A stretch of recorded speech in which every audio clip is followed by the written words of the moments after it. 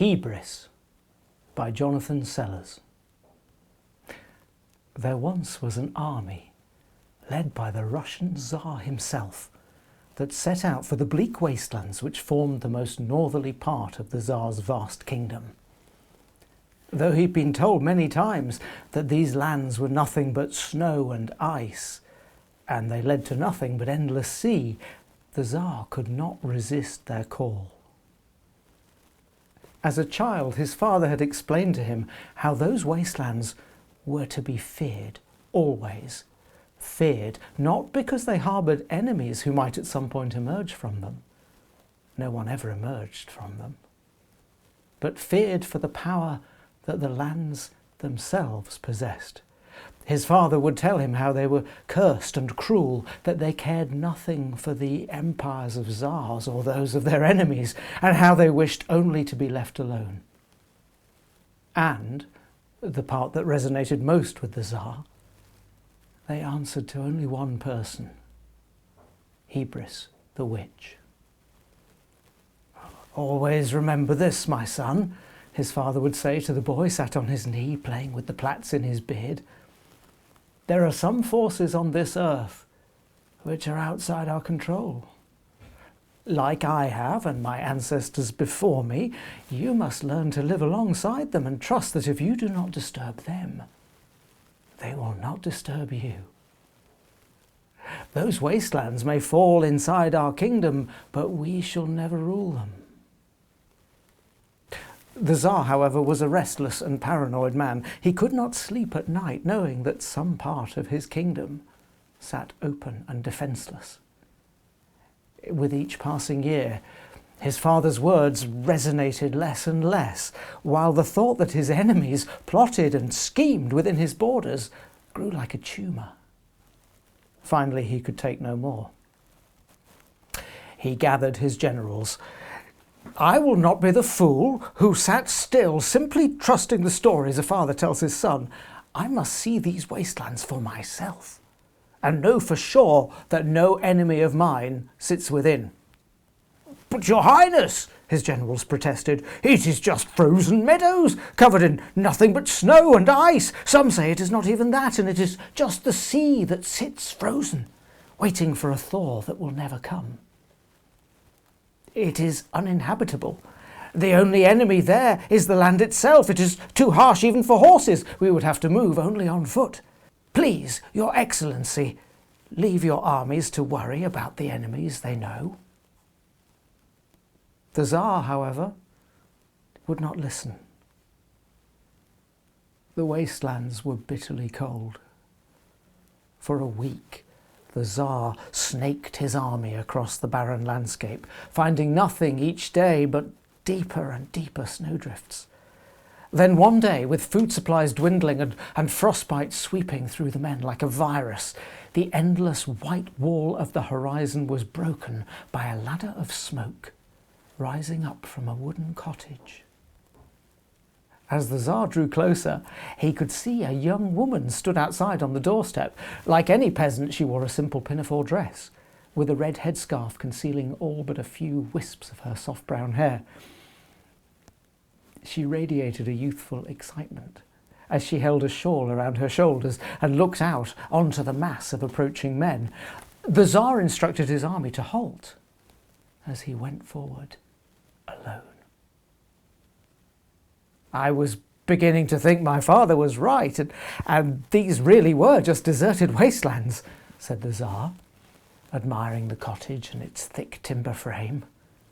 "Oh no," smiled the woman, her face kind and warming, "but our visitors are few. Most people, it seems, choose to believe the stories they are told." "Why, yes, said the Tsar, glancing over at his generals. He ran his hand along the smooth wooden beams from which the cabin was made. "We've walked for days and seen not even a shrub poking from the surface, yet your cottage is made from such fine wood." The woman smiled again, as if taking the compliment personally.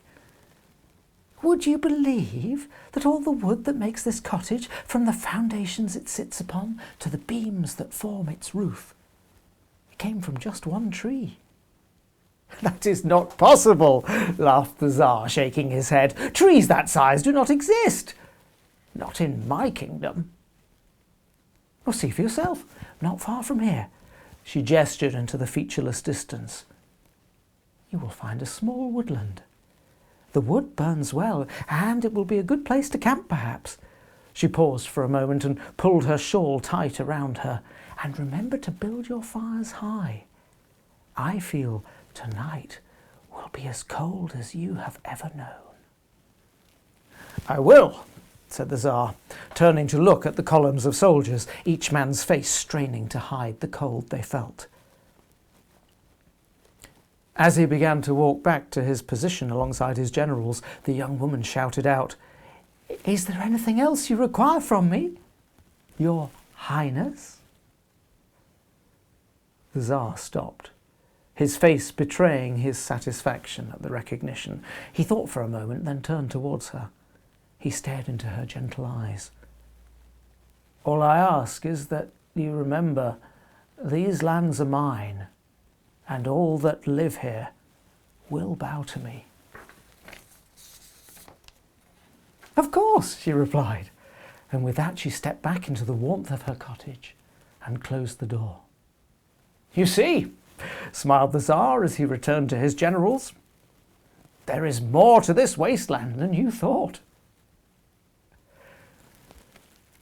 By the time the army had reached the woodland, night was fast approaching.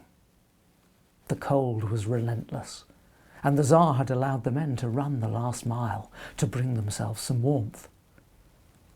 While the generals made preparations for the camp, the Tsar studied the trees that were quickly being turned into firewood. "That young woman must be mistaken," he frowned to himself, taking an amber leaf from a low branch and placing it in his jacket pocket. "One of these would certainly build a cattle shed, but not a whole cottage. Perhaps I shall inquire with her in the morning if this is truly where she meant." Such was the size of the Tsar's armies, and such was their relief at finally finding an antidote to the ceaseless chill. No tree was left unfelled. All that remained of the woodland was 100 headless stumps sticking out of the frozen ground like vacant plinths. In between these, huge bonfires were erected, rising up towards the clear night sky, each encircled by masses of weary soldiers, all eager to feel the warmth of flames upon their face.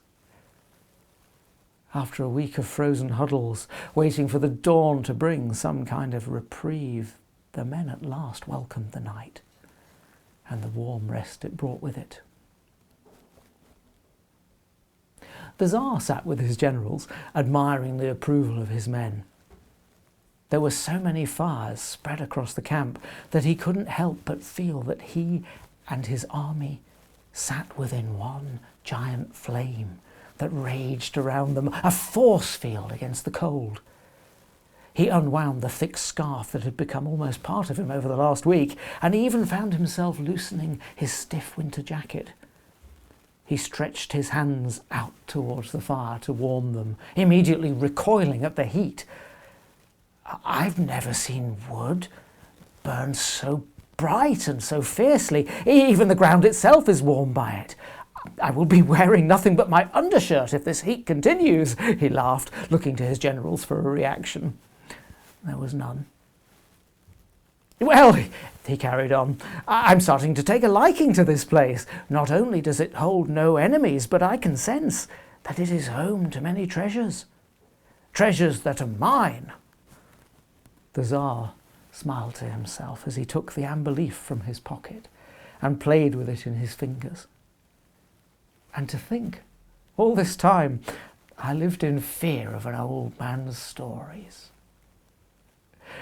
With that, he returned the leaf to his pocket and bid the generals good night.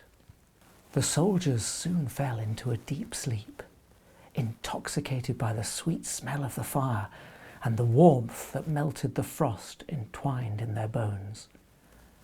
The only sounds that resonated were the deep snores of the men and the crackle of the wood that continued to burn fiercely across the camp. So deep was the sleep that no one so much as stirred as a third noise joined the night chorus.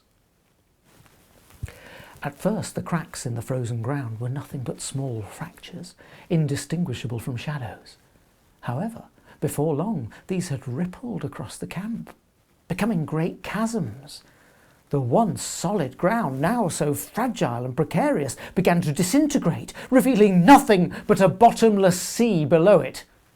The men, so engrossed in their slumber, slipped silently into the freezing water, dragged to its icy depths, without a cry.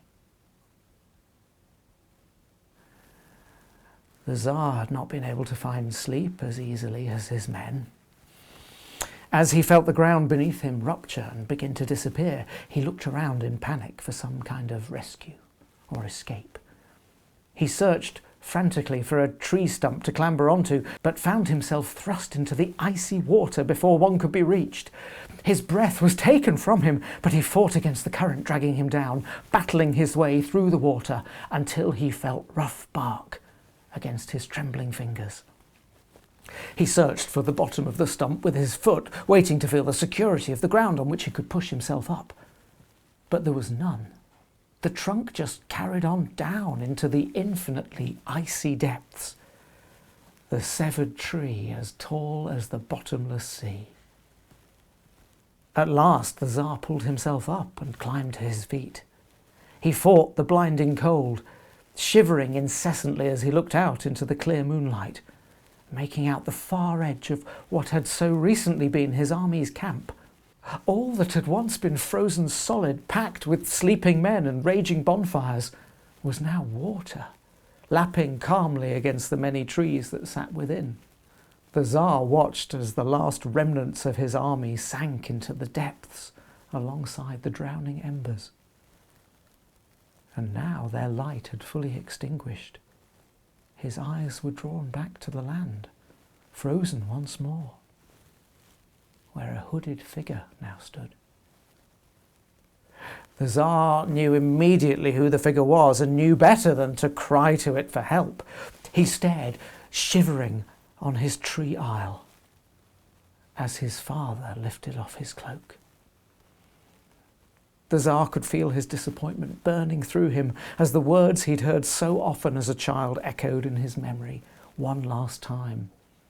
And as his father disappeared into the cold night air, the Tsar bowed his head, allowing it to fall into his ice-blue hands.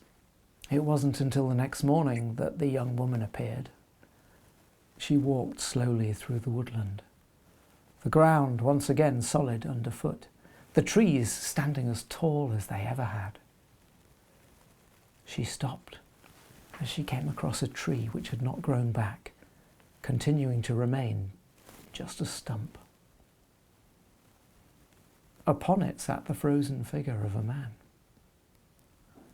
The woman smiled tenderly as she stroked the top of his bowed head, pausing as she noticed an amber leaf protruding from his jacket pocket.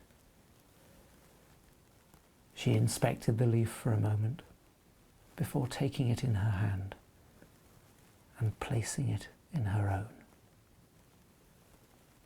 And then she turned and walked out into the bleak white of the wastelands once more.